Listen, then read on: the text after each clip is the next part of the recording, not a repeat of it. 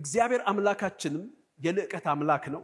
ስራውን ሁሉ በልዕቀት የሚሰራ እንደሆነ እንመለከታለን። ከዳንኤል አለፍ ስንል ራሱ እግዚአብሔር አምላካችን በልዕቀት የሚሰራ አምላክ ነው። የምንሆነውና የምናደርገውን በልዕቀት ለማድረግ በመጀመሪያ መነሳት ያለበት ለምን እናደርገዋለን የሚለው ጥያቄ ነው። የምንሆነውንና የምናደርገውን በልዕቀት ስናደርገው የምናደርገው ነገር ሁሉ ለእግዚአብሔር ክብር የሚያመጣለት የእግዚአብሔርን ክብሩን የሚመጥን የእግዚአብሔርን ክብሩን የሚገልጥ ይሆናል። አንተን የወደደ በእስራኤልም ዙፋን ላይ ያስቀመጠ አምላክህ እግዚአብሔር የተባረከ ይሁን።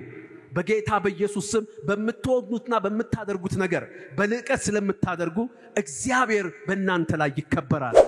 በሳርና ባገዳ መስራት ማለት በቃ ዞር ስትል ካገኘው ነገር አይደለም። በእያንዳንዳችን ዲሲፕሊን ካገኘው ነገር መስራት ምንም ኤፈርት የለም፣ ምንም ትጋት የለም፣ ቆርጠቆ መቆፈር የለም፣ እዚህና እዛ ማየት የለም። በምን ልስራው የሚለውን ጥያቄ አትጠይቅም። የተሰጣቸውን የክህነትና የነብይነት አገልግሎት የሚወጡበትን ጭብጣየና እግዚአብሔር ኤክስኪዩት ያደረጉበት መንፈስ ኤክሰለንስ የሌለው እንደ ነገሩ ሲላቸው እንዲህ አለ። ሰላም ሳይኖር ሰላም እያሉ ህዝቤን አታለዋልና አንዱም ሰው ቅጥር ሲሰራ እነሆ ገለባ በሌለበት ጭቃ ይመርጉታልና ገለባ በሌለበት ጭቃ ለሚመርጉት ሰዎች ይወድቃል በላቸው። እውነት የሌለበት ስብከት፣ እውነት የሌለበት ጸሎት፣ እውነት የሌለበት ትንቢት፣ ጸጋ የሌለበት ህይወት የሌለበት ዝማሬ ገለባ በሌለበት ጭቃ እየተመረገ ጥቂት ነገር ሲናወጥ ተሰነጣጥቆ ይወድቃል። ገለባው ግን ማያያዣ ነው። በቃ በነዛ ነፋሳት ዘመን ልብ የሚጠበቅበት እርምጃ የሚጠበቅበት የኢየሱስን ስም እንደ ጅራት አድርጎ ማስቀመጥ ወይ እንደ ጦር አድርጎ ወርውሮ እንደፈለግኑ መስራት ነው። ምን ማለት መሰላችሁ? በኢየሱስ ስም መስራት ማለት በጌታ በኢየሱስ ስም አድርጉት ማለት በኢየሱስ ስም ማለት በእርሱ ብቃት፣ በእርሱ ባህሪ፣ በእርሱ ስልጣን አድርጉት ማለት ነው። ማለት የተናገራችሁትን ነገር በኢየሱስ ስም አድርጉት ማለት ኢየሱስም ቢናገር የሚናገረው ይሄንን ነው በሚባል ጥራት ማለት ነው።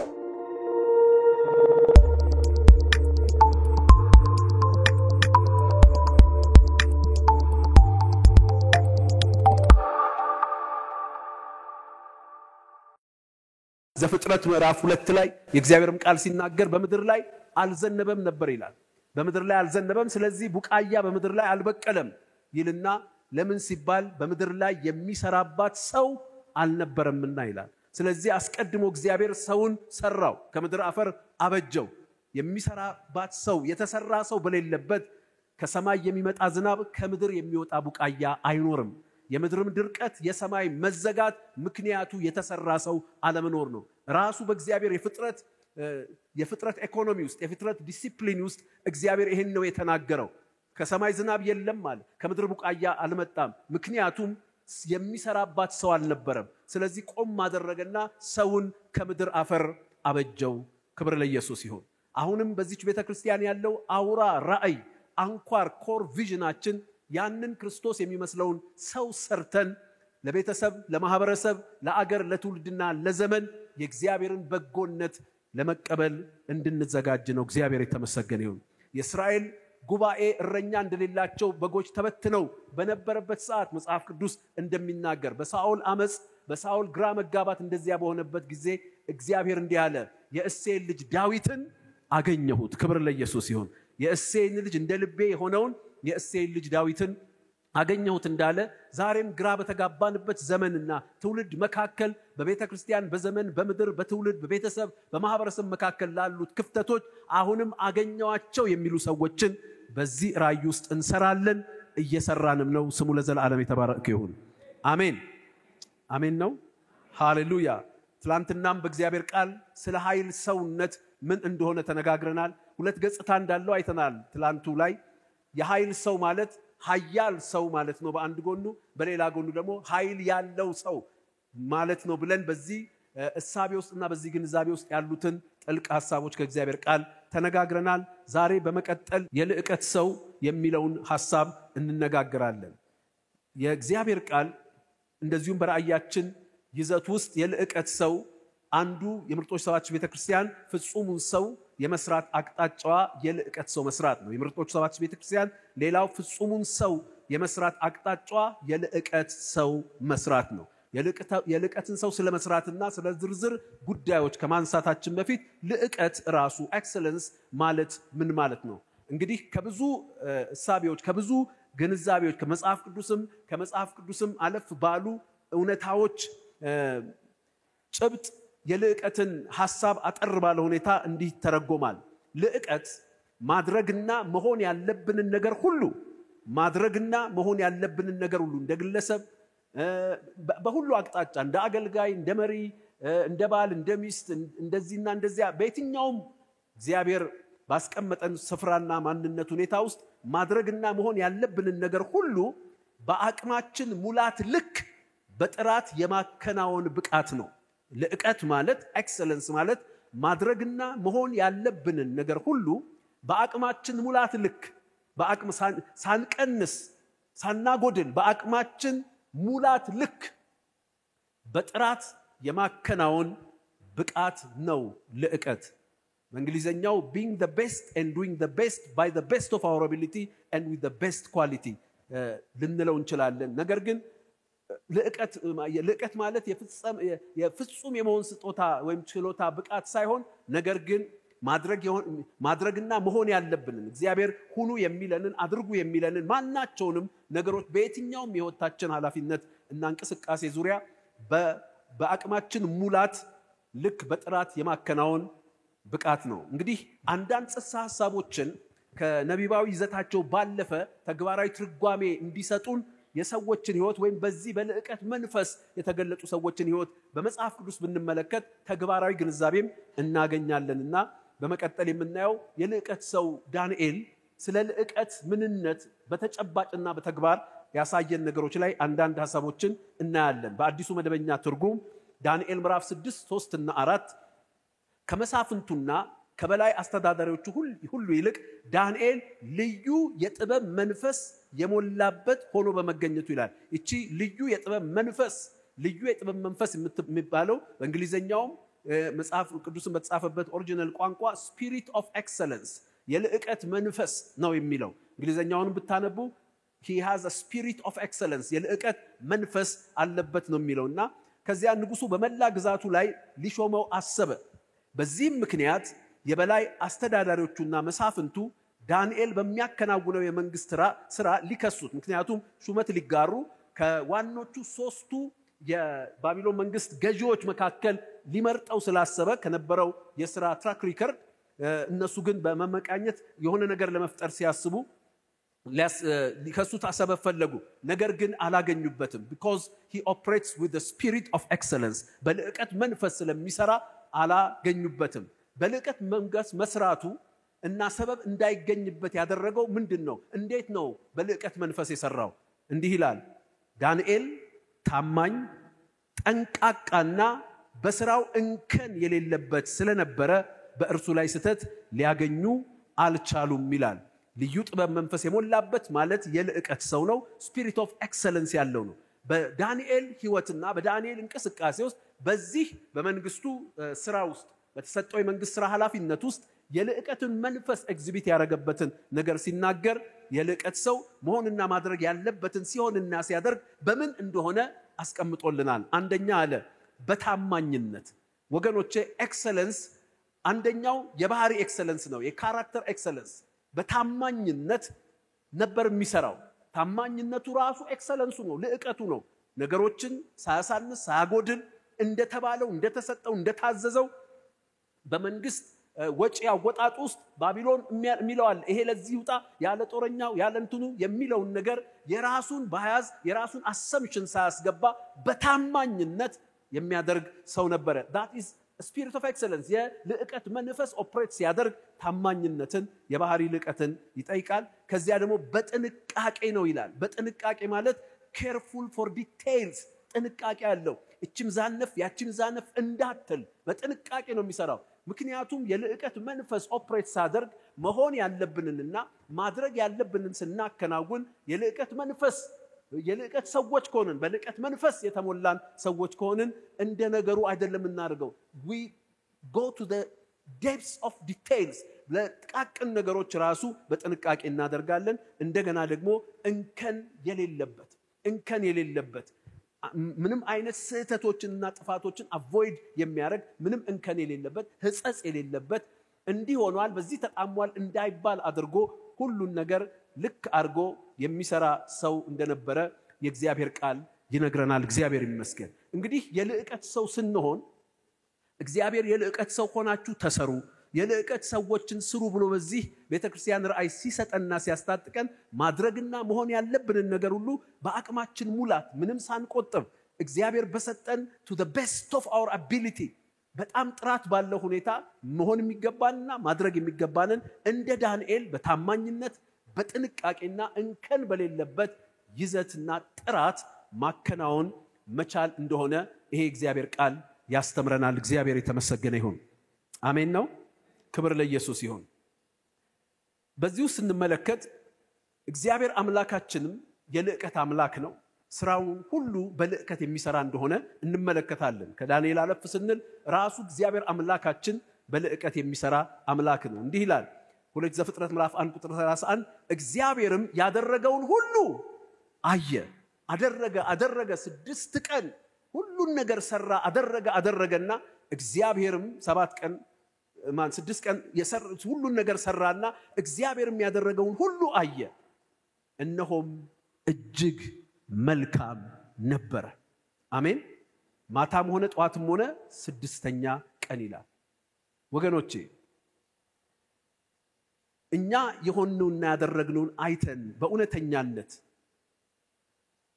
እጅግ መልካም ነበር ማለት እንችላለን። ምክንያቱም እግዚአብሔር ስራውን በልዕቀት ስለሰራ with excellence ስለሰራ ዞር ብሎ የሰራውን ሲያየው እጅግ መልካም ነው አለ። ይሄ የሚያሳየን የልዕቀት ወሳኝ መዛኝ ራሱ ሰሪው ነው። የልዕቀት ወሳኝ መዛኝ ራሱ ሰሪው ነው። እግዚአብሔር ሰራ።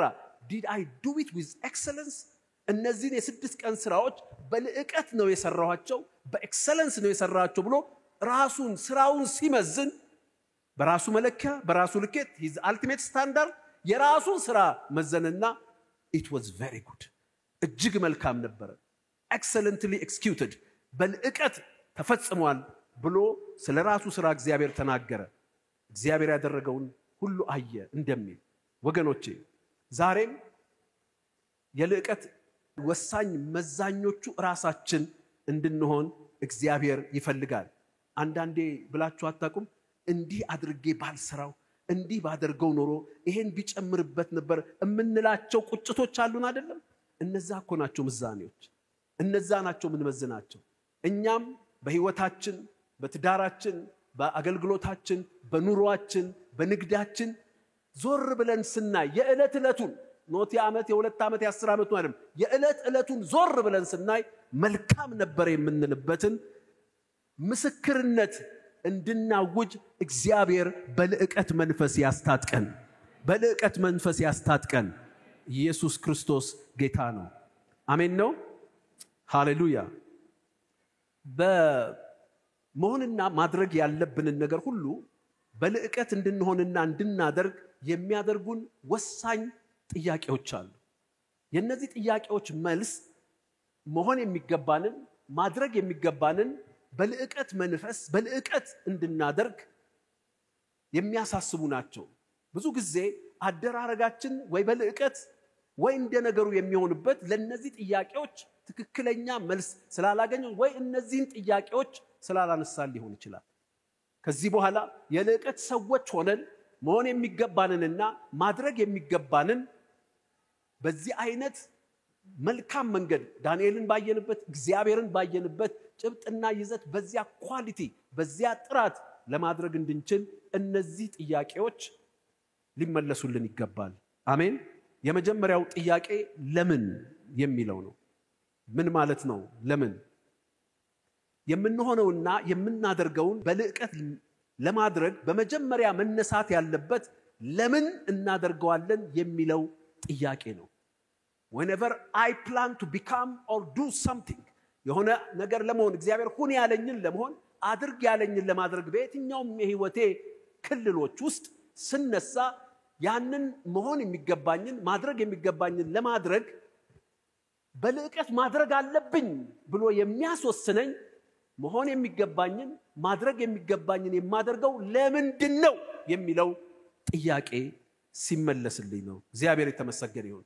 ትልቁ የልዕቀት አነሳሽ ምክንያት the question that provokes me to excellent execution በልዕቀት ለመፈጸም ለማከናወን መሆን የሚገባኝንም ማድረግ የሚገባኝንም በልዕቀት መንፈስ ለማድረግ ቀስቃሽ ጥያቄ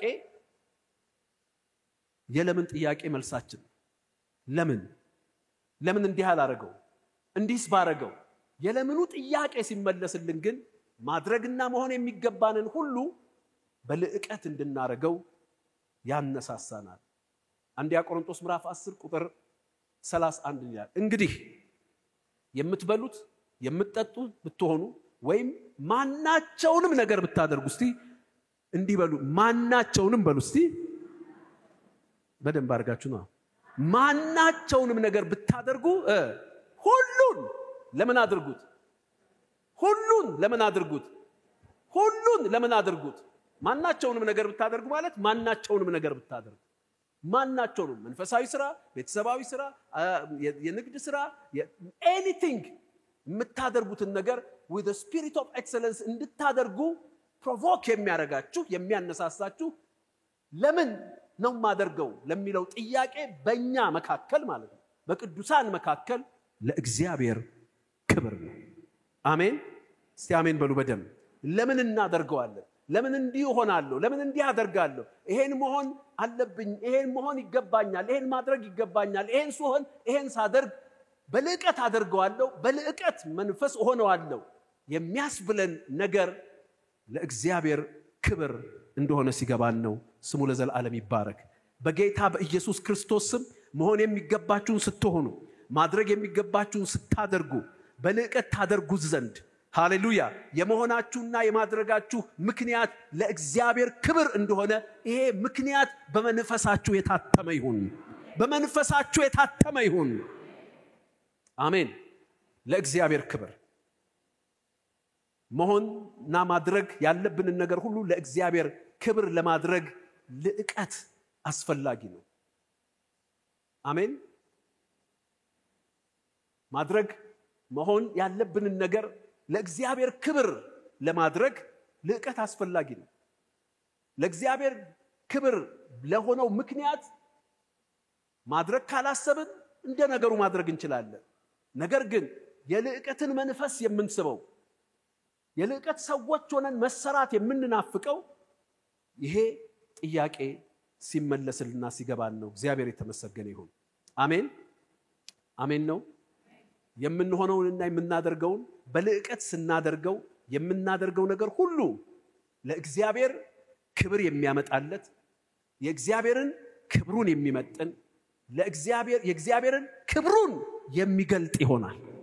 ለእግዚአብሔር ክብር አድርጉት የሚለው ሐሳብ የምትሆኑትና የምታከናውኑት ነገሮች ሁሉ ለእግዚአብሔር ክብር የሚያመጣለት በሚሆንበት ጥራት በሚሆንበት ጥልቀት በሚሆንበት ይዘት ይሁን። ሃሌሉያ ለእግዚአብሔር ክብሩን በሚመጥን ጥራት ይሁን። የእግዚአብሔርን ክብሩን በሚገልጥ መልኩ ይሁን። ኢየሱስ ያድናል። አሜን ይሁን።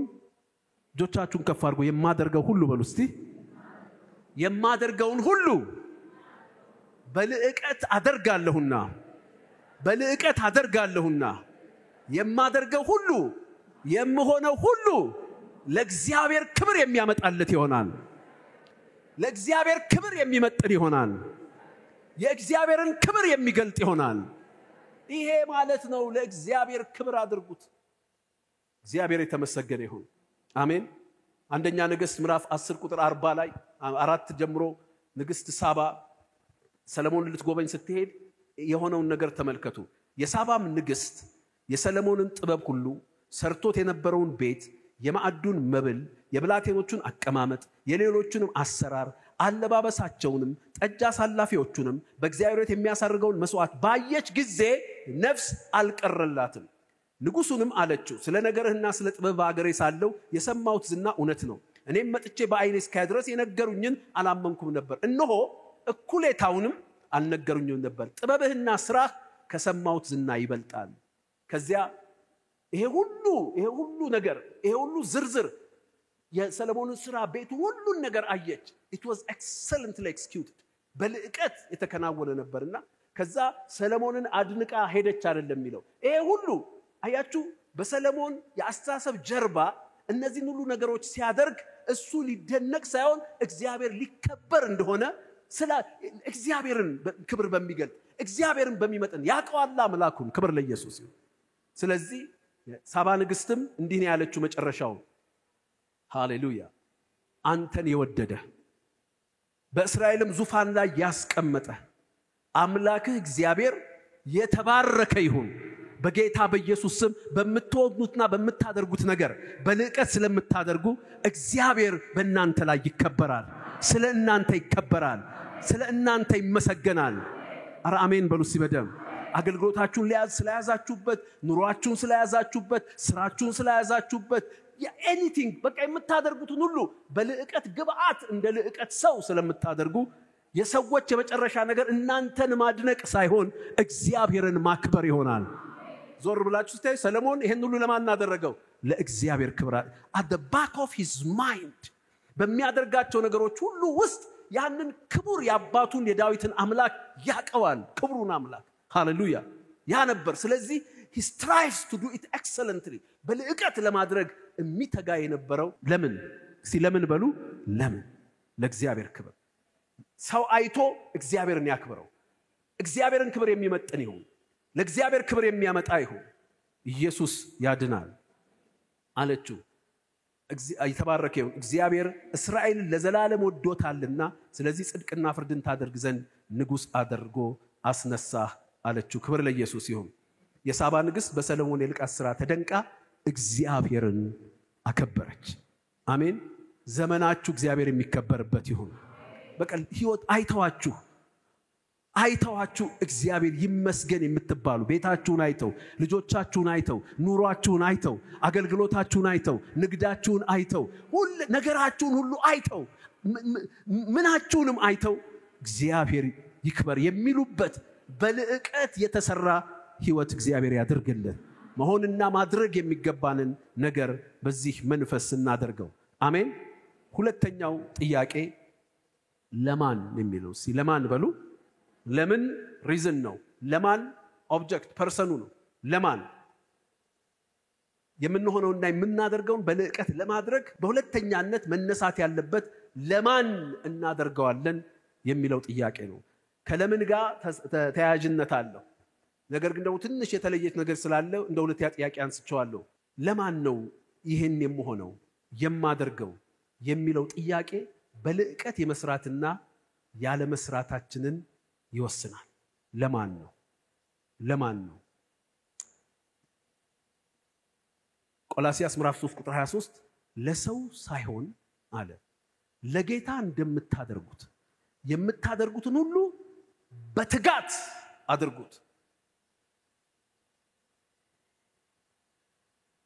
ሃሌሉያ። ለማን ነው መሆን የሚገባንን የምንሆነው ማድረግ የሚገባንን የምናደርገው ለማን ነው?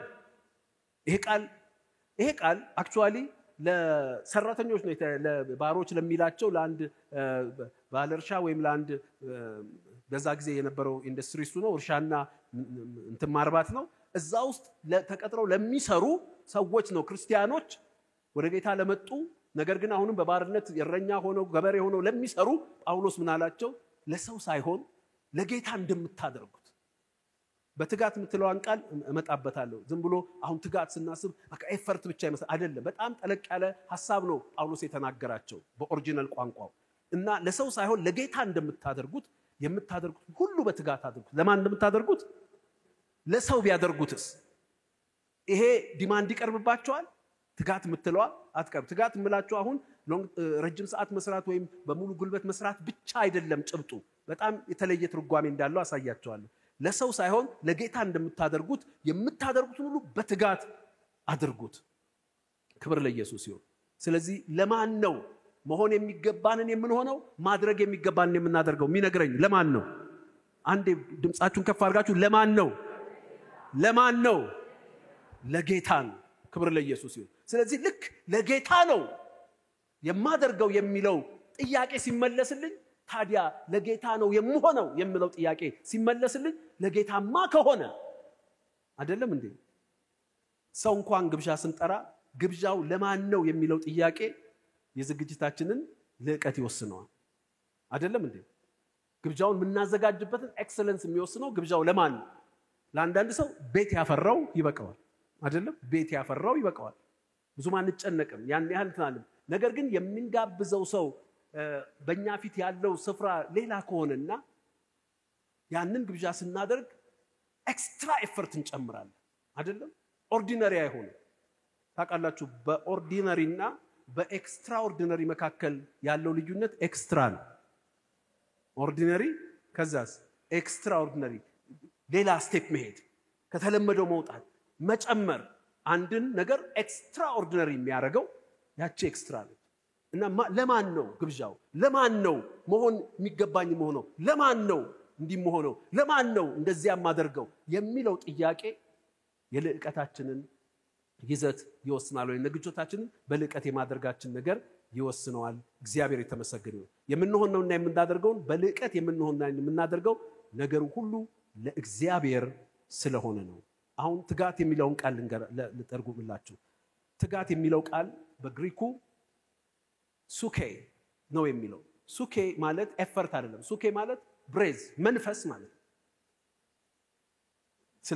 ስለ መንፈስ ሲነገር፣ ስለ ነፍስ ሲነገር፣ ስለ ውስጠት የሚነገረው መንፈስ ነፍስ በሉት ስለ ውስጠት የሚነገረው ነገር ነው የተናገረው። ትጋት የሚለው ነገር ዝም ብሎ ኤክስተርናል ቦዲሊ ኢፈርት የአካል ትግል ምናምን ብቻ በቃ 10 ሰዓት ምናምን አይነት ብቻ አይደለም። አንዳንድ ጊዜ እኮ ሰው ከልቡ ካልሰራ ኤክሰለንስ እኮ የልብ ግፊት አለ። ካልሰራ እኮ 30 ሰዓትም ሰርቶ እኮ ርምጥምጥ ያለ ነገር ሊሰራ ይችላል። አይደለም ወይ? እና እዚህ ላይ ያለው በመንፈስ በነፍስ ማለት ነው። ይሄ ልዕቀትን የሚያመላክት ነገር ነው። ከውስጥ ከልብ ከመንፈስ በልዕቀት በታማኝነት ምንም ሳንቆጥብ to the best of our ability ያለንን አውጥተን የሌለንንም ደግሞ ፈላልገን ጨምረን ኤክስትራ ማይል ሄደን ይሄን ያነሳሳው በዚህ ትጋት በዚህ ሱኬ በዚህ በልብ በመንፈስ በውስጥ ጥልቀት ጥንካሬ እንድናደርግ ያነሳሳን ነገር ምንድነው? ስራው ለማን ነው? ለእግዚአብሔር። መሆን የሚገባኝ ለማን ነው? ለእግዚአብሔር። ማድረግ የሚገባኝ ለማን ነው? ለእግዚአብሔር የሚለው ጥያቄ ስለሚመለስ ነው። እግዚአብሔር የተመሰገነ ይሁን። አሜን። ያለውን እምቅ አቅም ሁሉ ተጠቅሞ በቃ ብሬዙን ሁሉ ትንፋሹን ውስጠቱን ተጠቅሞ ማለት ነው ያንን ማድረግ ኤክሰለንት ኤክስኪዩሽን በልዕቀት ማድረግ ነው። እግዚአብሔር ይመስገን። የምንሆነውና የምናደርገው እርሱን የማይመጥን ሳይሆን እግዚአብሔር ያዝናል ይቆጣል። ትንቢተ ሚልክያስ ምዕራፍ 1 ቁጥር 6 ካህናቱ የእስራኤል ልጆች እግዚአብሔርን ለማምለክ ወደ እግዚአብሔር ይዘው የሚመጡት ነገር አለ እና እግዚአብሔር ይገርመው ለማን ነው ግን ጠፍቶባቸዋል። እግዚአብሔር ክብሩ ጌትነቱ አባትነቱ ጠፍቶባቸዋል። ለአለቃቸው እንዴት እንደሚያደርጉ በምን ልዕቀት እንደሚያደርጉ በምን ኤፈርት እንደሚያደርጉ ያውቁታል። እንዲህ አለ፣ እናንተ ስሜን የምታቃልሉ ካህናት ሆይ ልጅ አባቱን ባሪያም ጌታውን ያከብራል ይላል። አንዳንድ ልጆች እኮ አባታቸው ጋር ሲሄዱ የተመረጠዋን ጠቦት ስንት የለፉባትን ይዘው ይሄዳሉ። ወይራስ እግዚአብሔር ጋር ሲመጡ እኔስ አባት ከሆንኩ አለ ክብሬ ወዴት ነው? ጌታስ ከሆንኩ መፈራዴ ወዴት አለ ይላል እስራኤል ጌታ እግዚአብሔር። እናንተ ስምን ያቃለሉ በምንድን ነው? ይሄ ያነሰ ሆይ መጣን እንደዚህ ያደረግን ብላችኋል አላቸው። በመሰዊያዬ ላይ እርኩስ እንጀራ ታቀርባላችሁ፣ እናንተም ያረከስን በምንድን ነው ብላችኋል። የእግዚአብሔር ገበታ የተነቀፈ ነው በማለታችሁ እውር መስዋዕት ስታቀርቡ ይህ ክፉ አይደለምን? አንካሳውን የታመመውን ስታቀርቡ ይህ ክፉ አይደለምን? አለና ለማን እንደምታቀርቡ ገብቷችኋል ያላቸው። ለማን? እስቲ እንደው እውነት እንነጋገር አላቸው። ያንን ለአለቃ አቅርብ አለ። ለአለቃ አቅርብ ያንን። አሁን ለአለቃ የሚቀርብ እንደሆነ ከገባ ለአለቃ የሚቀርብ እንደሆነ ከገባ ምን እንደምታቀርብ እንዴት እንደምታቀርብ ታውቀዋለህ። ግን የመቅደሱ ስራ የመቅደሱ መስዋዕት ለእኔ እንደሆነ አልገባችሁም። አያችሁ አሁን የእስራኤል ልጆች ካህናቱ በዚያ ሰዓት እንደዚያ ያነከሰ የታወረ የተርመጠመጠ ነገር በእግዚአብሔር ገበታ ላይ ሲያቀርቡ በልዕቀት እንዳያደርጉት ያደረጋቸው ለማን የሚለው ጥያቄ የተዛባ መልስ ነበራቸው። እኔና እናንተ ለእግዚአብሔር ነው እምንኖረው። ከፍ አድርጉ እጆቻችሁን። መሆን የሚገባን ምን ሆነው ለማን ነው? ማድረግ የሚገባውን የምናደርገው ለማን ነው? ለእግዚአብሔር። አሜን። ደግሞ ይሄ ለማን አንዳንድ ጊዜ እኮ ምንም ላላደረገልን ምንም ላልሆነልን ለማንም የማንሆነው ነገር እኮ የለም አይደለም። ለምሳሌ የመንግስት ኃላፊ መጣ ብንባል ምንም ያላደረገልን ብቻ ስልጣኑን አይተን ስፍራውን አይተን የማንሆነው የማናረገው ነገር የለም አይደለም እንዴ? የማንሆነው ነገር የለም። ግን ያ የመንግስት ኃላፊና ባለስልጣን ምንም አላረገልን። ያ የመንግስት ኃላፊ ስለሆነ ማክበር አለብን እንደዜጋ። ስለዚህ የምትችለውን ክብር ታደርጋለህ ፒሪድ። እኛ እኮ እግዚአብሔር ስለ እግዚአብሔርነቱ ብቻ አይደለም እኮ የለማን ጥያቄያችን መለሰው። ይሄ ትልቅ አምላክ ራሱን ዝቅ አድርጎ አሜን ለእግዚአብሔር ነው ማደርገው ስንል ለዛ ታላቁ ንጉስ ለዛ ለሰማይና ምድር ንጉስ ብቻ አይደለም።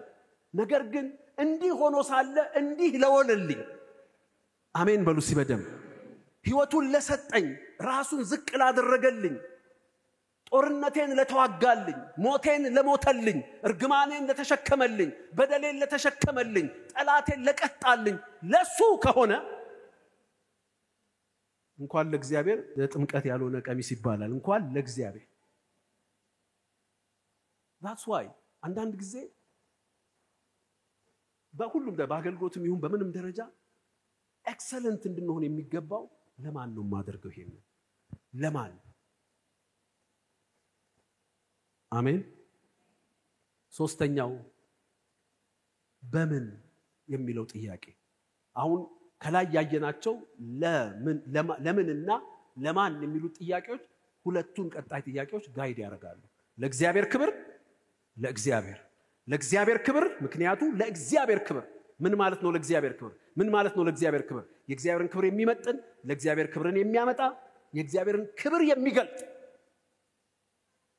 ስለዚህ እንደሱ ማድረግ ካለብኝ እንደ ነገሩ ማድረግ አልችልም። I should apply excellence አሜን። እንደገና ለእግዚአብሔር ለታላቁ ንጉስ ለሰማይና ምድር ጌታ እንደገና ለወደደኝ ራሱን ባዶ አድርጎ ለሞተልኝ ለሱ ለእግዚአብሔር ከሆነም ደግሞ የማደርገውና የምሆነው ነገር ሁሉ I should apply excellence ልዕቀትን ማከል አለብኝ። እግዚአብሔር ይመስገን። እነዚህ መሰረቶች ካሉ ከዛ የልዕቀት አፕሊኬሽን ሌላው ጥያቄ ደግሞ በምን የምሆነውንና የማደርገውን በልዕቀት ለማድረግ ሶስተኛው መነሳት ያለበት ጥያቄ በምን እናደርገዋለን ይላል የሚለው ነው። የአንድ ተግባር በልዕቀት መደረግን የሚወስነው ስራውን ለመስራት በመንጠቀመው ማቴሪያል ጥራት ጭምር ነው አይደለም እንዴ? ለእግዚአብሔር ክብር ከሆነ ለእግዚአብሔር ከሆነ በምንድነው መስራት ያለብን? በምንድነው መስራት ያለብን የሚለው ጥያቄ ናቹራሊ መነሳት አለበት። ክብሩን የሚመጥን ክብር የሚያመጣለት ክብሩን የሚገልጥ መሆን ካለበት ለእግዚአብሔር ለትልቁ ንጉስ ለአፍቃሪው አባት ከሆነ መሆነውንም ሆነው ማደርገው በሸምበቆ አልሰራም፣ በገለባ አልሰራም። አሜን። አንደኛ ቆሮንቶስ 3:10 ዝርዝሩ አንብቡት እናንተ። እዚህ ላይ ግን 4 የሥራ መሳሪያዎች አለ።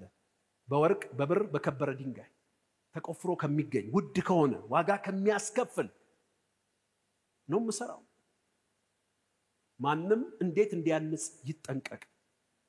ክርስቶስ በመሰረተው መሰረት ላይ ህይወቱን አገልግሎቱን ኑሮውን ስራውን ንግዱን ቤቱን ሲያንጽ ምክንያቱም እነዚህ ሁሉ ነገሮች ለምንድነው የምታደርጋቸው? ለምንድነው የምታንጸው? ያን ህይወት የምታንጸው ቤትህን የምታንጸው አገልግሎትን የምታንጸው ስራህን የምታንጸው ለምንድነው የሚነግረኝ? ለምንድነው? ጠፋችሁ እንዴ? ለምንድነው? ለእግዚአብሔር ክብር። ለማን ነው? ለምንድነው? ለእግዚአብሔር። ሃሌሉያ። ስለዚህ ህይወቴን ሳንጽ፣ አገልግሎቴን ሳንጽ፣ ቤቴን ሳንጽ፣ ስራዬን ሳንጽ መጠቀም የሚገባኝ ለሱ ክብር ከሆነ ለእሱም ከሆነ ለምኑና ለማኑ ከገባኝ በምን የሚለውን ጥያቄ አነሳና I go deep into excellence። እግዚአብሔር የተመሰገነ ይሁን። በወርቅ በብር በከበረ ድንጋይ ዋጋ ቢያስከፍለኝም አሜን፣ ቢያተጋኝም ቢያለፋኝም ቢያስቆፍረኝም ኢየሱስ ያድናል እንጂ በእንጨት በሳር በአገዳ ይሄ ወርቅ ብር የከበረ ድንጋይ የሚባለው በጣም ብዙ ኢንቨስትመንት ይጠይቃል። በስራም ይሁን ልግዛም ካላችሁ አይ ቆይ እንትኑ ምለው በወርቅ ነው ካላችሁ ለመግዛትም ዋጋ ይጠይቃል። እንደገና ደግሞ ልቆፍርም ካላችሁ ዋጋ ይጠይቃል አጥርቶ ለማውጣት። እንጨት ምናልባት ትንሽ ዋጋ ያስከፍላችኋል የተከለው ሰው ዛፉን አንስታችሁ።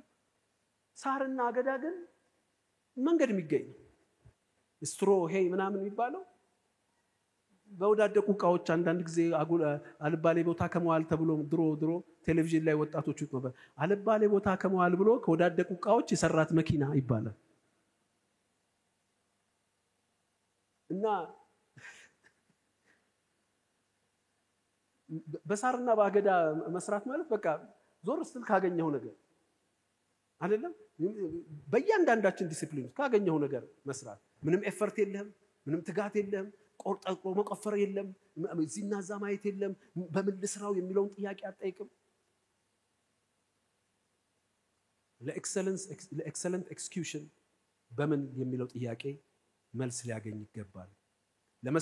ለመስራትና ለመስራት የምንጠቀመው ማቴሪያል ጥራት፣ የሥራውን ውበት፣ በወርቅ የተሰራና በአገዳ የተሰራ ጽናት፣ እሳት ቢመጣ ነፋስ ቢመጣ ያቃጥለው፣ እንደገና ትርፉንም ይወስነዋል። ጌታ የተመሰገነ ይሁን። አሜን።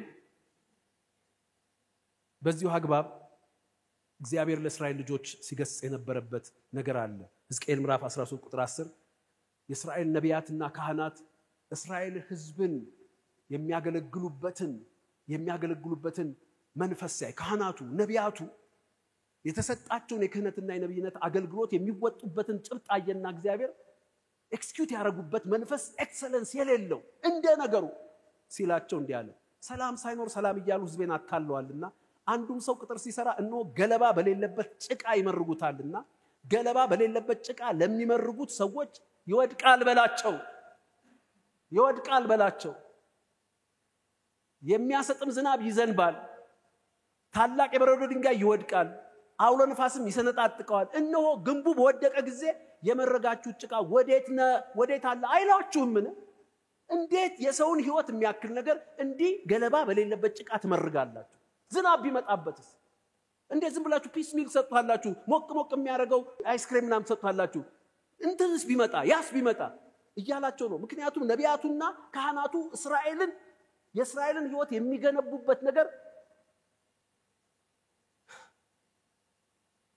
ሕዝቅኤል 22:28 እግዚአብሔር ሳይነገር ነቢያቶቿ ጌታ እግዚአብሔር እንዲህ ይላል እያሉ ከንቱ ራእይን በማየት የሐሰት ሟርት ለነሱ በማረግ ያለ ገለባ በጭቃ ይመርጓቸዋል ይላል።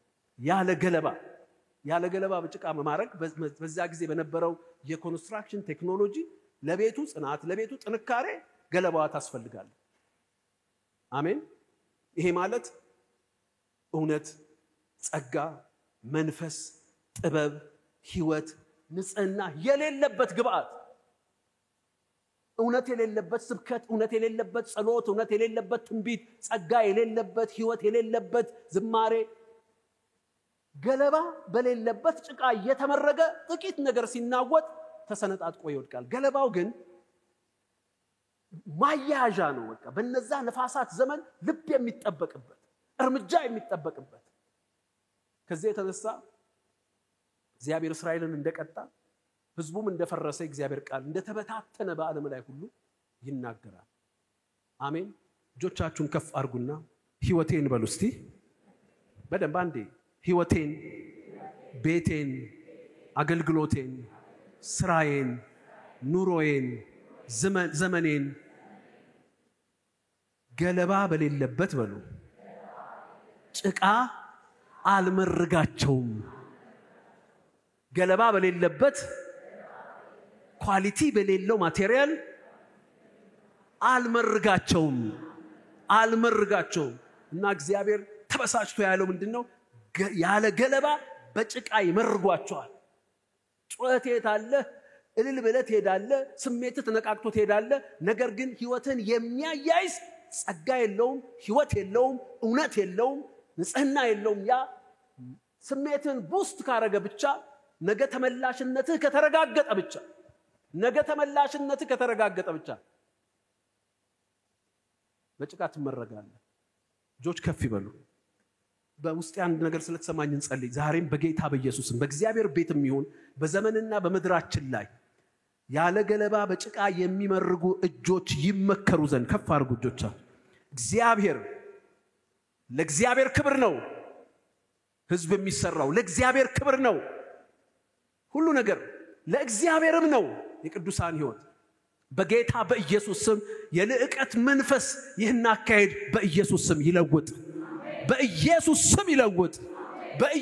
ስም ይለውጥ። አሜን። ምክንያቱም ዛሬ ይሰራል ብዙ ነገር ግን ገለባ በሌለው ጭቃ ስለሆነ ምረጋው ምን ያህል ጊዜ እንደሚቆይ አናውቅም። ብዙ ነገሮች ተሰርተው አይተናል በዘመናችን በቤተ ክርስቲያን በመናመካከል። ነገር ግን ፍርክርሳችን እየወጣ ምንም ቀጣል ያለን ብዙ ነገር አለ። እግዚአብሔር የልዕቀት ሰዎችን ከዚህ ቤት ያስነሳ በኢየሱስ። የልዕቀት ሰዎችን ሲሰሩ በምን ነው የምሰራው? ምክንያቱም ለማን ነው የምሰራው? ለምን ነው የሚሰራው? ስለገባቸው ለዚህ ምክንያት ከሆነ ለዚህ አካል ከሆነ በምንድን ነው የምሰራው የሚለውንም አርገው ኤክሰለንት በሆነ ሁኔታ ይሰራሉ። ክብር ለኢየሱስ ይሁን። ገለባ በሌለበት ጭቃ ማለት ዝናብ፣ ነፋስ፣ በረዶ መቋቋም የማይችል እውነት፣ ጸጋ፣ መንፈስ፣ ጥበብ፣ ህይወት፣ ንጽህና የሌለበት ግብአት ማለት ነው። ኢየሱስ ያድናል። አሜን። አራተኛው እና የመጨረሻው ጥያቄ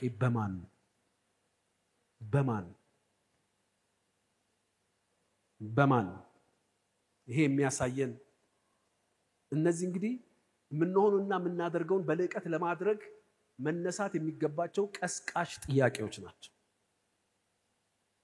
የምንሆነውና የምናደርገውን በልዕቀት ለማድረግ አራተኛው መነሳት ያለበት ጥያቄ በማን እናደርገዋለን? ሃሌሉያ። ኢየሱስ ያድናል። እዚህ ላይ አንድ ቃል በጣም ይገርመኛል። መጥምቁ ዮሐንስ ለኢየሱስ ሲናገር አንዴ ምን እንዳለ ታውቃላችሁ?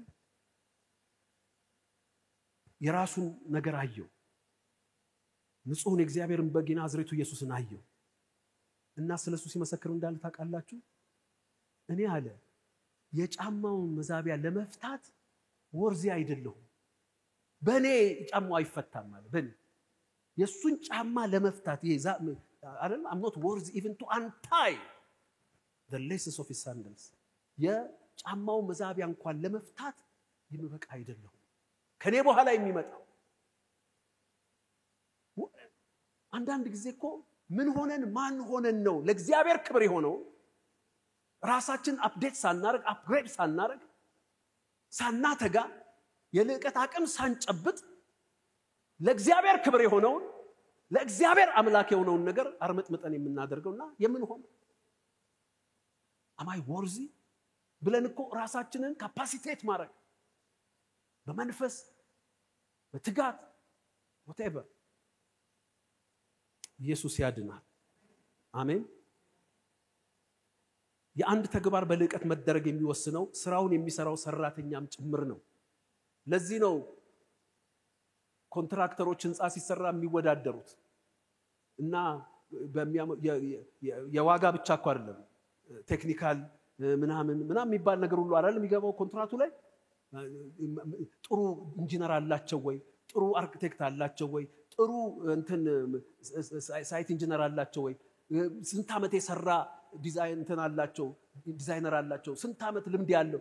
ለምንድን ነው ይሄ ነገር ለመስራት ይሄንን ለመስራት ይሄን ወይ ሆነ ነገር ለመስራት ማን ነው የሚሰራው የሚለውን የሚሰራው ነገር ለማክብር ለማን አካል እንደሆነ ስለሚወሰን። ስለዚህ ነው አንዳንድ ፕሮጀክቶች እኮ በአገር ውስጥ ለአገር ውስጥ ኢንጂነሮች እንኳን እንትን አይወጡም። ለአገር ውስጥ ኮንትራክተር ኢንተርናሽናል ቢድ የሚባል ይወጣል። ዓለም አቀፍ ነው ጨረታው፣ የዓለም አቀፍ። ስለዚህ ኢትዮጵያ ውስጥም ያለው የዓለም አቀፍ ላይሰንስ ከሌለው አይወዳደርም። ለምን? ፕሮጀክቱ ዲማንድ የሚያደርገው ሰራተኛ በልምድም በእውቀትም በይዞታም በምንም ያን ነገር ኤክሰለንትሊ ኤክስኪዩት ማድረግ ይገባዋል ስለሚባል እኛ እያወራን ያለነው የምድር ፕሮጀክት አይደለም። ዘላለም የሚሄድ ለእግዚአብሔር ክብር የሚሆን ለታላቁ አምላክ የሚሆን ህይወትን፣ ቤትን፣ ዘመንን ነው። እግዚአብሔር ይመስገን። አሜን። የሚሰራው በማን ነው? ቆላስይስ ምዕራፍ 3 ቁጥር 17 እግዚአብሔር አብን በእርሱ ያመሰገናችሁ አለና በቃል ቢሆን ወይም በስራ የምታደርጉትን ሁሉ በጌታ በኢየሱስ ስም አድርጉት። እስቲ በቃል በሉ እስቲ።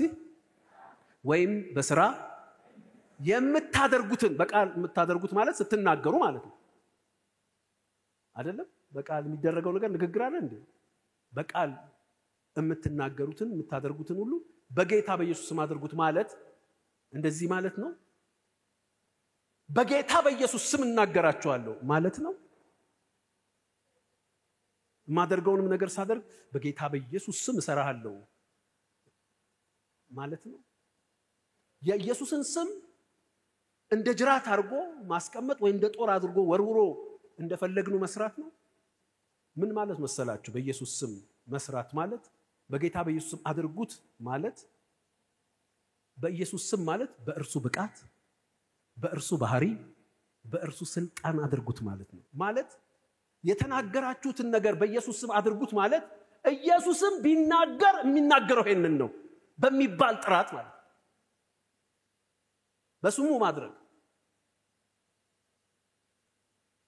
አንዳንድ ጊዜ አይታችሁ እንደሆነ አንዳንድ ትልቅ ጉባኤ ላይ ሚኒስትሮች፣ ፕሬዚዳንት ምናምን ይጋበዛሉ ለዛ ስብሰባ። ነገር ግን ከአቅም በላይ በሆነ ምክንያት መምጣት አይችሉም። ስለዚህ በእነሱ ስም የሚናገር ሰው ይመድባል።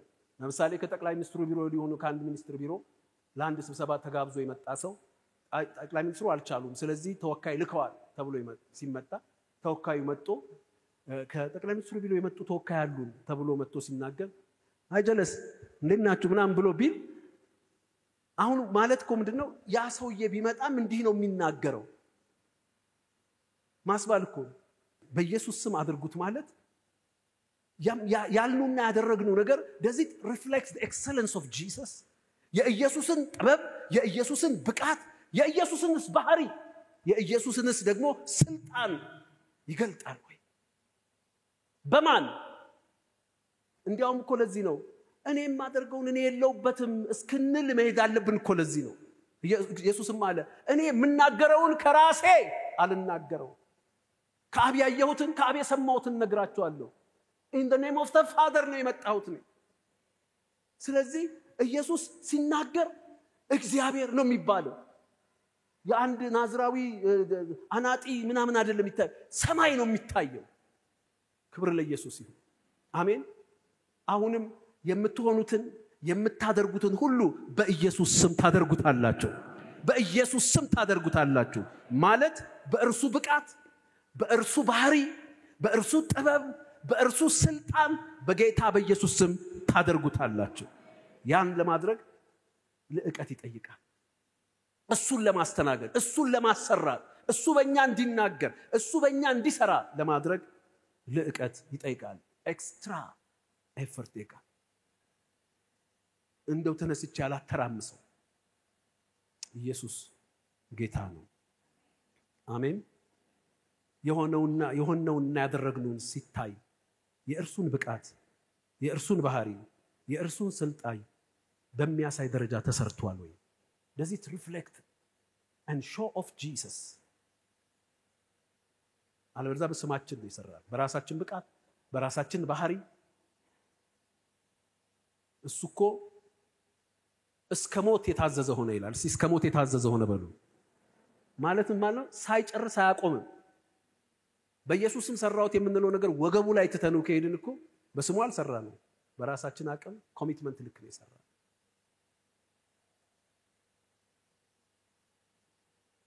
እንዲህ አድርጎ ለመስራት ደግሞ ልዕቀት ይጠይቃል። አሜን። ራሳችን እንኳን ለእግዚአብሔር ክብርና ለእግዚአብሔር የሆነውን ነገር ስንሆንና ስንሰራ አማይ ወርዚ ልክ ዮሐንስ እንዳለው የጫማውን ጠፍር ለመፍታት አልበቃም እንዳለው ሌላ እኮ አይደለም። ኢየሱስ ያድናል።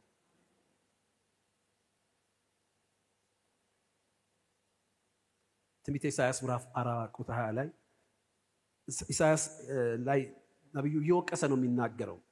የእስራኤል ሕዝብ ለእግዚአብሔር ያለውን ንቀትና አሕዛብ ደግሞ ለአማልክቶቻቸው ያለውን ክብር እያነጻጸረ እስራኤል የሚወቅስበት ምዕራፍ ነው።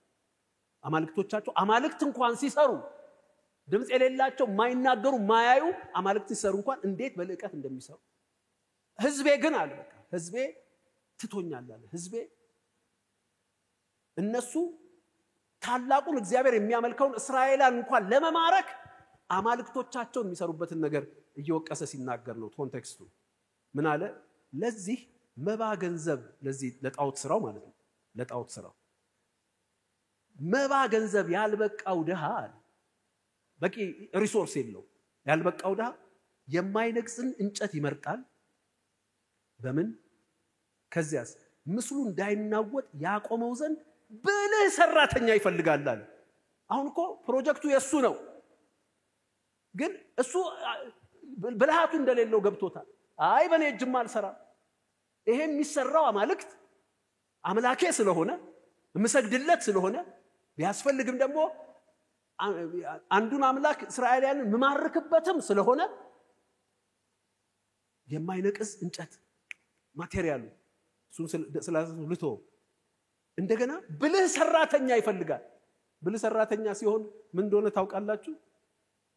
የመባ ገንዘብ አንሶታል። ባነሰችው ገንዘብ አብቃቅቶ ግን ጥራት ያለው ነገር የሚሰራ ያለማባከን በጥበብ የሚሰራ ብልህ ሰራተኛ doing so much with so little resource። ኢየሱስ እኮ እንዲህ ነው ያደረገው። ጌታ ሲሰራ ውሃውን ወይን ጠጅ ተአምራቱ ብቻ አይታያችሁ። ተአምራቱን አይታያችሁ። አክቹአሊ የልዕቀት ግብአት የተአምራት መንገድ ነው። doing something excellence will let you do things miraculously። ልዕቀት ሲገባበት ውሃ እኮ ነው ማንንም የሚጠጣው ማንንም የሚቀዳውን ውሃ ሰርገኛ የሚደሰትበት ወይን ጠጅ አድርጎ አያችሁ። ልዕቀት ካለ እኮ ብልህ ሰራተኛ ከሆነን በሌላው ነገር አናመካኝ። እቺ ያለች ከሆነ በዚህች እንዴት እንዲሰራለው እንላለን።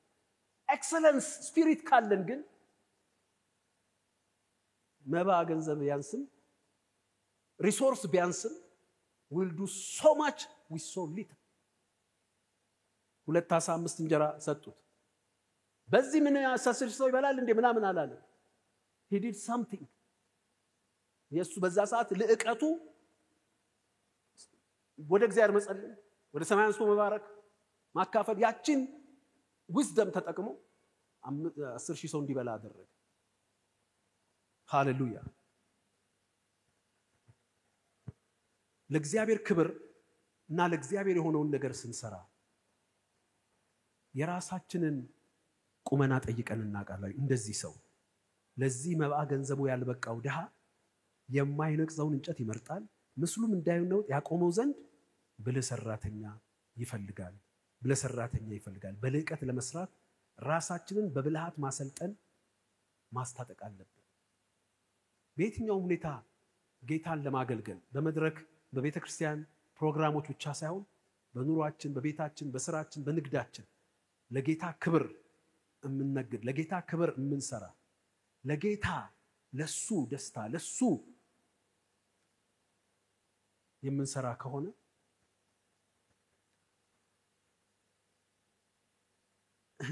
እኔ ልስራው፣ እኔ ለመስራት ምን ኢንፑት ላግኝ? ብልህ ሰራተኛ ለመሆን ራሴን ላሰልጥን፣ ራሴን ላብቃ፣ ልጹም፣ ልጸልይ። አሜን። ኢየሱስ ክርስቶስ ያድናል። አሜን። ወደ ጸሎት ለመሄድ ሐሳብ ልንገራችሁ። እንግዲህ መሆን የሚገባንና ማድረግ የሚገባንን ለማድረግ መነሳት ያለበት በልቀት ለማድረግ መነሳት ያለባቸውን ጥያቄ አይተናል። አንደኛው ለምንድነው?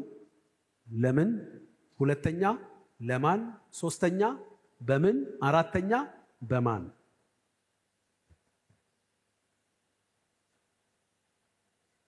እነዚህ ጥያቄዎች ምን ይቀሰቅሱብናል? ለምን ፕሮቮክ ያደርጉናል? ለልቀት።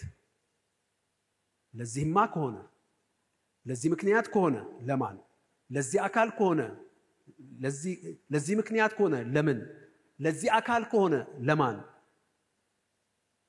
በዚህ ማቴሪያል ከሆነ በዚህ ሰራተኛ ከሆነ ልቀት ያስፈልገኛል። I need the spirit of excellence።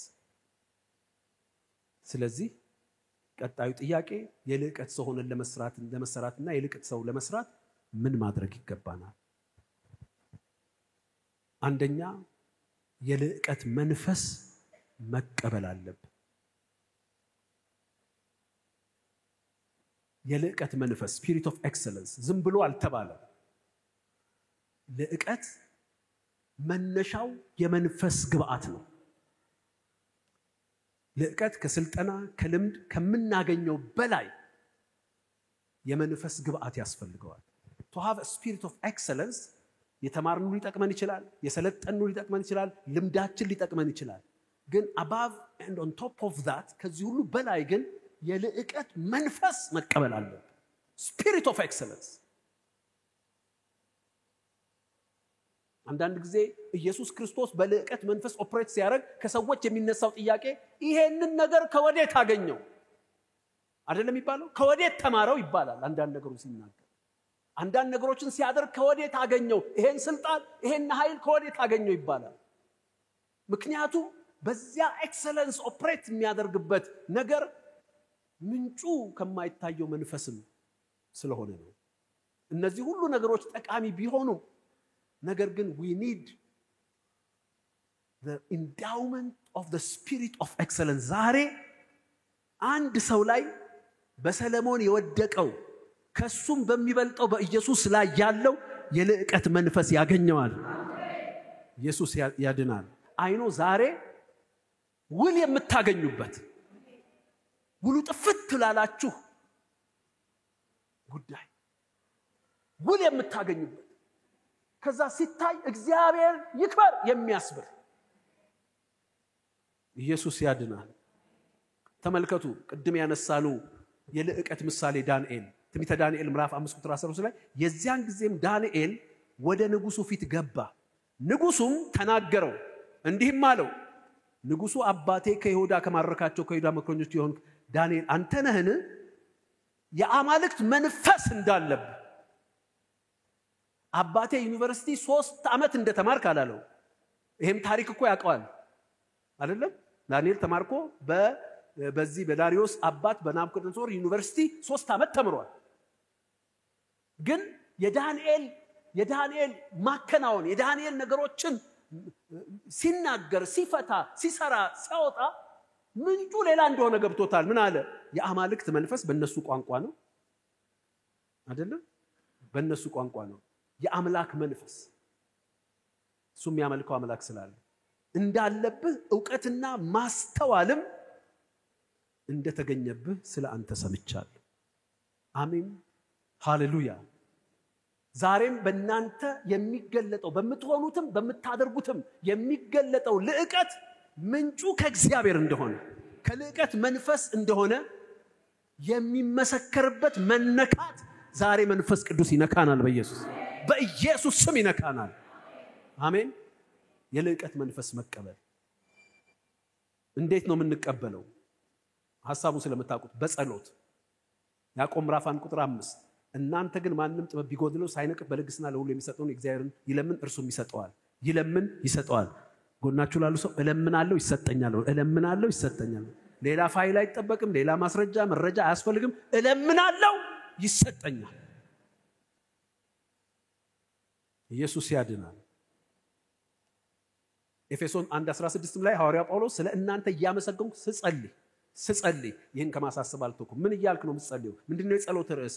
የክብር አባት የጌታችን ኢየሱስ ክርስቶስ አምላክ እርሱን በማወቅ የጥበብና የመገለጥ መንፈስ እንዲሰጣችሁ 6 ዓመት ዘግቼ አስተምራችኋለሁ ማለት እጸልይላችኋለሁ። ዛሬ እንጸልያለን። የልዕቀት መንፈስ ያገኛችኋል። የልዕቀት መንፈስ በኢየሱስ ስም ያገኛችኋል። አሜን። ሁለተኛ በእጅ መጫን ወይም ጸጋ መካፈል ኢምፓርቴሽን ነው። ዘዳግም ምዕራፍ 34 ቁጥር 9 ሙሴም እጆቹን ስለጫነበት የነዌ ልጅ ኢያሱ የጥበብን መንፈስ ተሞላ። የእስራኤል ልጆች ታዘዙለት። እግዚአብሔር ሙሴ እንዳዘዘ ዛሬ አልታዘዝ ያለ ነገራችሁን የሚያዝ አልታዘዝ፣ አልቀና፣ አልቆም፣ አልሄድ ያለውን ነገር የሚያዝ የልዕቀት መንፈስ የጥበብ መንፈስ ትሞላላችሁ። አሜን። ዛሬ ሰውነታችን የክርስቶስ ኢየሱስ ብልቶች እንደሆኑ እናውቃለን። እጃችሁን ስጭኑ ማን ነው እየጫነባችሁ ያለው? ሰውነታችሁ አለ እግዚአብሔር ቃል። Do you not know that your body is the member of Christ's body? አሜን። ኢየሱስ ያድናል። ሁለተኛው የልዕቀት መንፈስን ማቀጣጠል። መቀበል አለ፣ ማቀጣጠል አለ። ለአንዳንዶቻችሁ ማቀጣጠል ሊሆን ይችላል ዛሬ፣ ለአንዳንዶቻችሁ መቀበል። እንዴት ነው የሚቀጣጠለው? ትንቢተ ዳንኤል ምዕራፍ 4 ቁጥር 18 እንዲህ አለ፣ እኔ ንጉሡ ናቡከደነፆር ይህን ህልም አለሁ፣ አንተም ብልጣሶር ፍቺውን አሳውቀኝ አለሁ። ህልም አይቶ ነው፣ ስብስብ ያለ ነገር። የመንግስት ጠቢባን ሁሉ ፍቺን ያሳውቁኝ ዘንድ አይቻሉም። nobody is excellent enough ይሄን ነገር ለመተርጎም ልቀት የለው፣ አንተ ግን አለ። ነገር ግን የቅዱሳን አማልክት መንፈስ በአንተ ውስጥ አለና፣ እስቲ በአንተ ውስጥ አለ በሉ፣ በአንተ ውስጥ አለና አንተ ትችላለህ። ያን ጊዜ ብልጣሶር የተባለው ዳንኤል 1 ሰዓት ያህል አሰበ፣ ልቡም ታወከ። ንጉሡም መልሶ ብልጣሶር ሆይ ህልሙና ፍቺ ያስቸግርሃል እንዳለበት ያውቃል፣ ንጉሡም ያውቃል፣ ዳንኤልም ያውቃል። ግን ለማቀጣጠል ምን አደረገ? 1 ሰዓት ያህል ምን አለ ይላል? አሰበ። ምን የሚያሳየን ነው መሰላችሁ? ጊዜ ወስዶ ማሰብ። the art of thinking and meditation። ማሰብ። ቁጭ ብለን ስናስብ እኮ መገለጥ ይመጣል። ቁጭ ብለን ስናስብ በጥድፊያ from ይሄ ምን ነው የሚባለው? ከጭንቅላቴ ራሱ ከቶፕ ኦፍ ማይ ማይንድ ነው የሚባለው። ምንለው ምናደርገው ቁጭ ብለህ ካሰብክ ግን ምን እንደምትናገር፣ እንዴት እንደምትናገር፣ ምን እንደምታደርግ፣ እንዴት እንደምታደርግ ለእግዚአብሔር ክብር፣ ለእግዚአብሔር በሆነ ልዕቀት ለማድረግ ለማቀጣጠል ማሰብ። በዓለማችን ላይ በጣም ትልቅ የሊደርሺፕ ሊቅ በሉት ጉሩ ጆን ማክስዌል ያስተምር እና ሲናገር የሰማሁት ነው። ምን አለ? እኔ አለ ቤቴም ቢሮዬም ሆቴል ራሱ ለ2-3 ቀን ስቀመጥ ሳድር አለ ሁሉ ጊዜ ቤቴ ውስጥ አንድ ኤክስትራ ቸር አለ፣ ቀለሙ የተለየ። ቢሮዬም አለ። እንደገና ሆቴል እንኳን ሳድር አንድ ኤክስትራ ቸር አምጡልኝ ይላልዋልና ያንን ምን እለዋለሁ አለ? ማይ ቲንኪንግ ቸር፣ የማሰብ ወንበሬ ይለዋለሁ። እና በቀን ቢያንስ 1 ሰዓት ቁጭ ብዬ ከዴቮሽን ያደርጋል፣ የመጽሐፍ ቅዱስ ያነባል፣ ምናምን ያደርጋል። ግን ቁጭ ብዬ አስባለሁ። ኖትቡክና ስክሪፕቶ ብቻ ይዤ ምንም ነገር ሳልይዝ ቁጭ ብዬ እዛች ኮርነር ላይ አስባለሁ።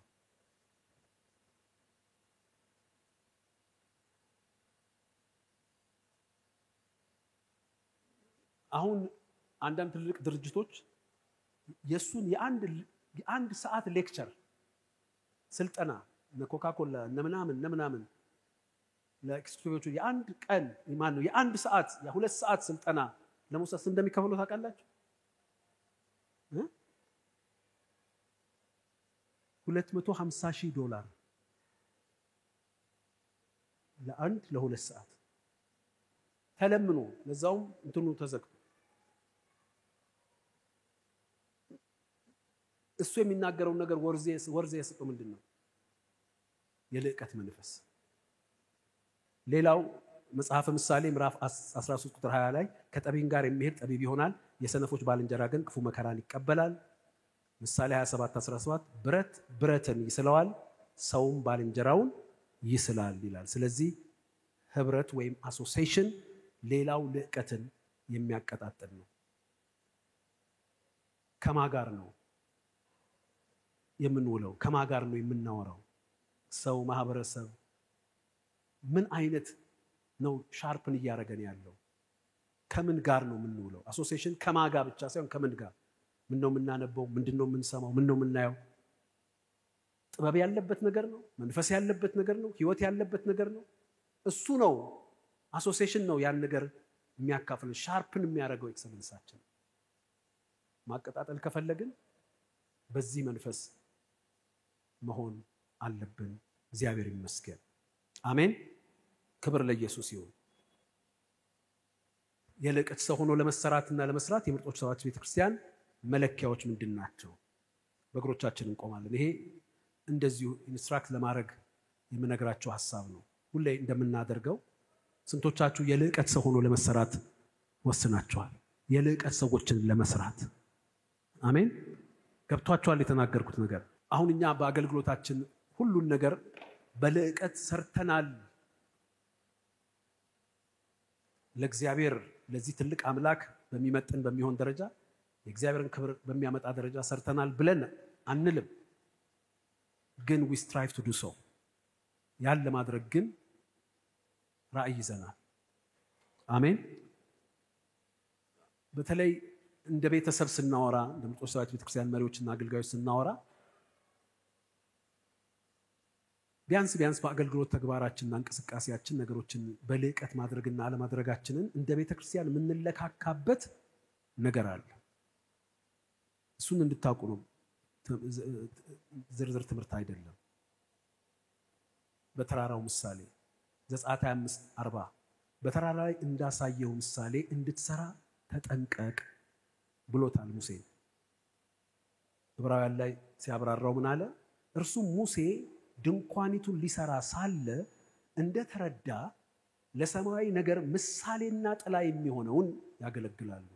በተራራው እንደተገለጠል ምሳሌ ሁሉን ታደርግ፣ በተራራው ላይ እንደተገለጠል ምሳሌ ሁሉን ታደርግ ዘንድ ተጠንቀቅ ብሎት ነበር።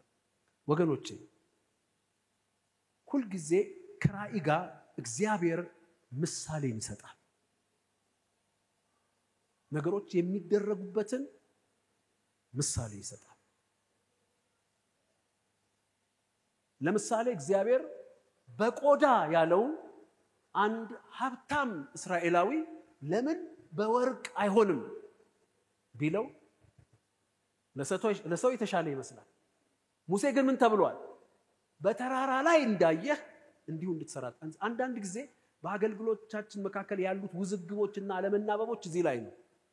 ራእዩ ሲመጣ እግዚአብሔር ያዘዘው ምሳሌ አለ።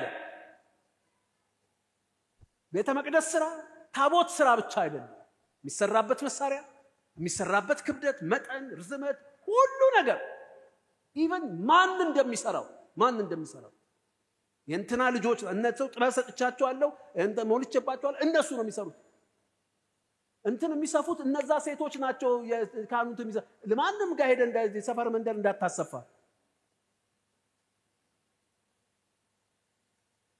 አሜን። እና በዚሁ አጋጣሚ እነዚህን ምሳሌዎች እግዚአብሔር እየሰጠ ነው። የሚለካው በዛ ነው። እንደ ቤተ ክርስቲያን በልዕቀት አከናውነናል። ምናልባት ህይወታችንንም አገልግሎታችንን ይሄ ምሳሌ የሚለው ቃል በብሉይም በአዲሱ ኪዳንም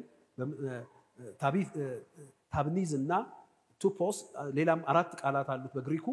ብቻ ጠቅለል ባለ ሁኔታ አራት ነገሮችን እናያለን።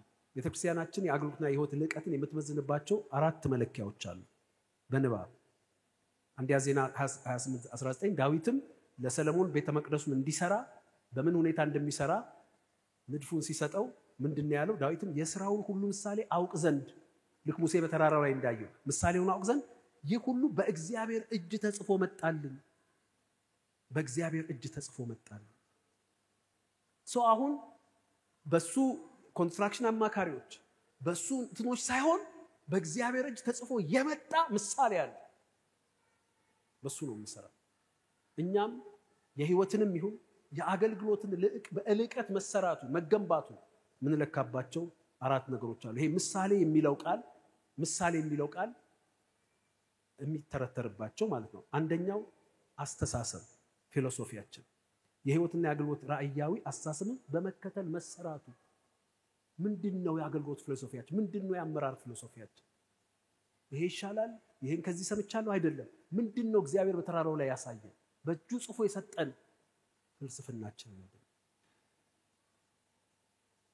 ሁለተኛ መርህ ፕሪንሲፕል የህይወትና የአገልግሎት መረዳታዊ የቃሉ መርህን በመከተል መሰራቱ በፕሪንሲፕል መሰራቱ በልዕቀት ነው የተሰራው።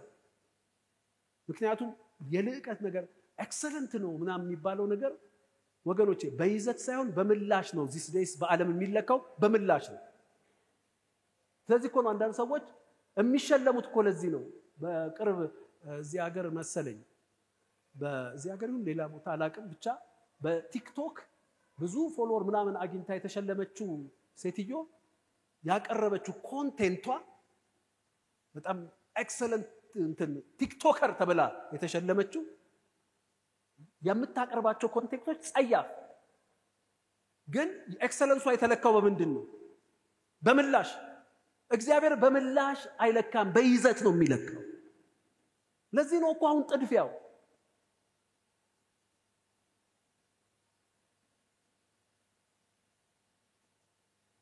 በቤተክርስቲያናችን ህይወትና አገልግሎትን ስንሰራ በልዕቀት ሰራን አልሰራን መለኪያው ፕሪንሲፕል። ሶስተኛው ፕሮቶኮል የአመራርና የአገልግሎት ፕሮቶኮልን በመከተል የተሰራ ፕሮቶኮል ማለት ዝርዝር ፕሮሲጀር ማለት ነው። አራተኛው ፓተርን ስርዓት የአመራርና የአገልግሎት ስርዓትን በመከተል መሰራቱ ህይወታችንም ይሁን ሃሌሉያ። እጆቻችንን ከፍ አድርገን እንጸልያለን። ጽሁፉም ድምጹም ምስሉም ይቀርብላችኋል። ስለዚህ አትቸገሩ። ብቻ ልባችሁ ጋር የቀረውን ያሰላሰላችሁ መወሰን በሚገባችሁ አቅጣጫ ለመወሰን ትጉ።